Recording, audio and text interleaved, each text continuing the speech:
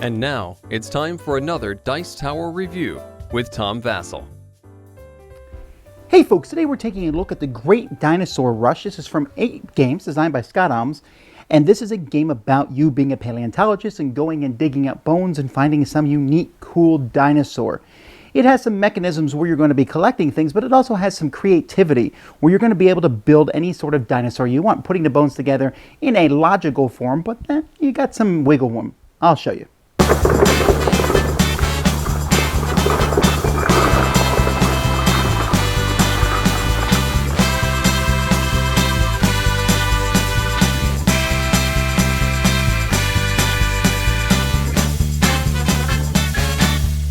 At the beginning of the game, each player is given a paleontologist that they will control. These guys give you basically a special ability that you have over the course of the game. You also are going to get a bunch of bones.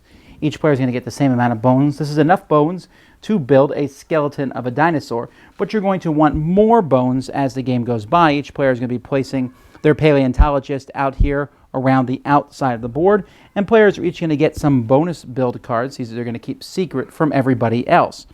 You're going to have these are going to be placed into a bag. These are notoriety chips, and the rest of the bones are also going to be placed in a bag. The game takes place over 3 rounds, and each round is done the same way. In each round, there's 3 field phases, then there's a build, then there's an exhibit. So in a field phase, on your turn, if you're on a space, which you won't be at the beginning of the game, but if you are, you'll take all the bones that are on that space and put them in front of you. Everybody can see who has what bones. Then you can move as far as you want in direction. You can't go through tar pits, so if I was here, I could move down here, for example. Then each player can move up or down one spot over here. They're going to publicize. They can move here. These are the main ways players are going to get points, so you can move these up or down. And then a player gets an action. Now, there are different types of action in the game. There are standard actions, and the standard actions are you can move one of these again, publicize again. You can donate. You can take 1 to 3 bones and throw them back in the bag and get that many points, 1 to 3 points. Or if you have any notoriety chips, you can get rid of one of those. So if I throw 2 bones back in the bag, I can get rid of a 2 notoriety chip. You can also research, which is to draw another one of these bonus build cards. Those are regular actions. Everyone can do those, but there's also notorious actions. When you take a notorious action, you're going to get a notoriety chip drawn from the bag, which is worth 1 to 3 notoriety. You can place one of these on the board, and anybody who crosses over that spot or moves over it is going to get it. You can dynamite. You can just you can draw 3 bones from the bag and add them to your collection, but then the bones where you are standing at that point all get thrown back in the bag. Or you can steal. If you're on a spot, you can take a bone from an adjacent spot, even if there's another paleontologist there. So players are going to each do this field phase 3 times.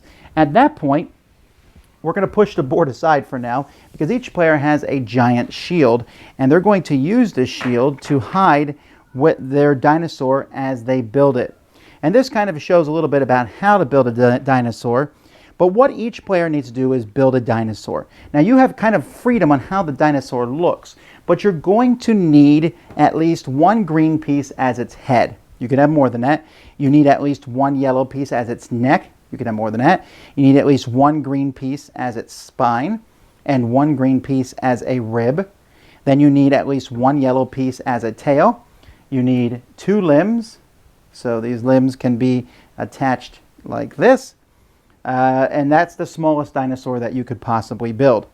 Blue pieces are like extra pieces, so I could put it here like a horn. You can't use them to connect things. This is the way things have to be connected.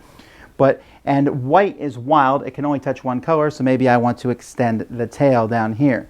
And if you get more pieces, you can do things like this, or maybe I get a bigger head here.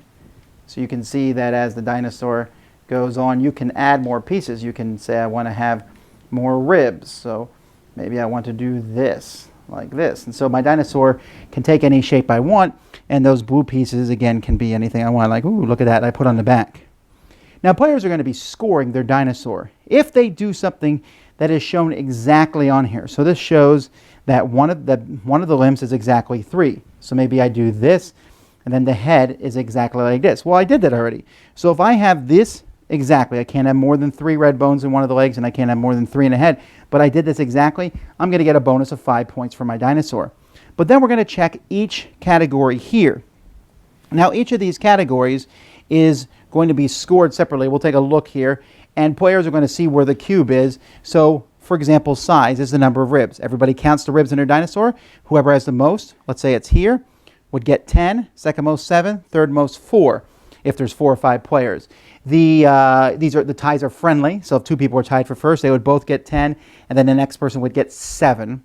And so then this one here is the number of bones in your neck and your biggest limb. The length is the number of bones in your tail and your spine. The ferocity is the number of bones in your head and your smallest limb. And the uniqueness is the number of these unique bones that you have. Each of these is going to be scored. You will also get any bonuses from any of the dinosaur bonus builds that you have, and possibly from any special abilities from your paleontologist. After that's scored, you will add some more bones to the board. You will go through the field phase 3 more times, do it again, add more bones to the board, go through the field phase again, and at the end of the game, whoever has the most points is the winner. Now, I really enjoy this game. I want to say that at the beginning because I'm going to say a few negatives about it.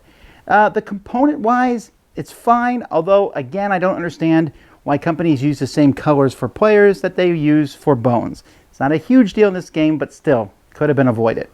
The rules themselves are written well, but the rules about how to connect the dinosaur bones take some people getting used to. Even though it shows you in the thing how to build a dinosaur, people are like, I can really place these any way I want. That's correct, but you need at least one of each of these bones. A white bone can only be attached to one color. A white bone cannot be attached to 2 bones of different colors. The blues can be placed wherever they want, but they can't connect the thing. So there's a few fiddly rules in there, but that's not a big deal. The shields are gigantic, okay?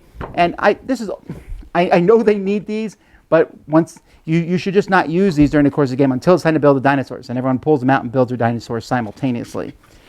But all that's minor stuff. My only major qualm with the game is the actual digging up of bones. As you move around the board and pick them up, it feels a little bit funky. I almost wish there was kind of a drafting way to get the bones, because it's very easy, especially in a 4 or 5 player game, to get shut out of getting bones that you want, and it's not because you did not plan well, it's just because other people moved in different directions. And sure, you can dynamite and get some bones from the bag, but you're taking notoriety chips, which could be negative for you. I just found that way kind of clunky. I know that it's thematically making sense. You're moving around finding bones. It just doesn't seem the best mechanism for this game. I felt a little off there. That being said, my favorite part of the game is the actual building of the dinosaurs. I love the freedom, and there's 2 things. First of all, it's kind of artistic, right? I'm building the dinosaur the way I want to. I'm going to make this leg go up like this, okay? And you got to follow the rules, but it's not hard. Once you've figured them out, they do make sense, and I like that. They make extreme sense thematically. But then you're looking at the different categories. Okay, I want the longest neck. But I saw that Susan had a lot of green bones. Or wait, neck is yellow bones. A lot of yellow bones. Maybe she's building a neck, but she might be going for the long tail, going for the length. What do I think she's going to go for? So you're trying to outthink the other players. You're also looking at your bonus cards. Okay, I need to build that body part. But if I build that body part, I won't be able to have the largest height. Maybe I should save that body part card for a future turn. Where do I put my wilds? And these extra bones, it doesn't matter. Those are just there for fun. But so you know who's going to win the unique bone thing even before you start building the dinosaur. And so over the course of the game, that's interesting. Now, I did forget, there's one more negative. I don't necessarily like the publicized action, being able to move things down, because you do run into, I'm moving this up, I'm moving it down, well, I'm moving it back up, well, I'm moving it back down. I almost wish you couldn't move them down, that players could only move them up once. But anyhow, back to the building the dinosaur. I really enjoy that part. I also like the notoriety chips. At first I thought, I don't know, these things are kind of random, 1 to 3. But what's interesting is, and I didn't tell you this in the rules because I want to talk about it here, the notoriety chips matter because at the end of the game, whoever has the most points worth of notoriety has that number subtracted from their score. But everyone else has it added to their score. So that's intriguing. You want to get a lot of notoriety, but not the most. So you're watching everyone else. At first, everyone's kind of skittish. I don't want any notoriety. But if you take some notoriety, you can get cool stuff. And you can get rid of notoriety chips, but do you really want to? So you watch other people getting rid of notoriety, and you're like, okay, let me see. I can take some more here, but I don't want to take too much. But if Bob takes some, then I'm going to take some. He has 3 chips. Are they all 3 ones? I don't know. Should I take another chip or not? and I think that adds some fun to the game. There is a family variant where you can basically get rid of the notoriety and not worry about those actions, but I think it adds too much to the game to get rid of it. So overall, I think this game offers something unique. The building of the dinosaurs, collecting the bones, is by far the definitive best part of the game. There's some parts of it that I think could have been improved. It could have been a great game as it is. I think it's a good game. But it's fun, fresh. I like the artwork on the box. I like how the whole thing comes together. And it's a fun, interesting themes. And I think kids will enjoy it as they build their own dinosaurs. But it's also a good family strategic game. Dice Tower Judgment, approved! Thanks so much for watching the Dice Tower videos. Find more great videos and reviews, as well as our top-rated audio podcast at Dicetower.com. You can also find other great shows at Dicetowernetwork.com. I'm Eric Summerer, and you've been watching The Dice Tower. The Dice Tower is sponsored by Cool Stuff Inc., where you can find great games for great prices. Cool stuff in stock. Check them out at CoolStuffInc.com. Shut the door! Yeah?